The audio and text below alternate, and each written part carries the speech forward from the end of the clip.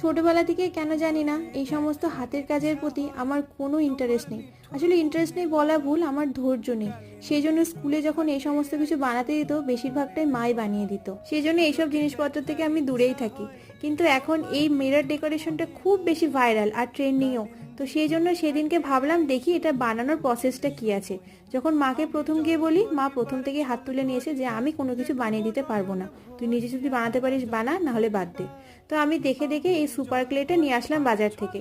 প্রথমে অনলাইনে সার্চ করলাম, দেখি এক একটা 100 টাকা করে দাম বলছে। তারপর দোকানে গিয়ে একটু খোঁজাখুঁজি করতেই পেয়ে গেলাম। দোকানে এগুলো জানো তো 50 টাকা করে দাম নিয়েছে। তোমাদের যদি কারোর বানানোর ইচ্ছা হয় এগুলো দোকান থেকে কিনে বানাবে, তাহলে কিন্তু অনেকটা তোমরা কমে এগুলো কিনতে পাবে।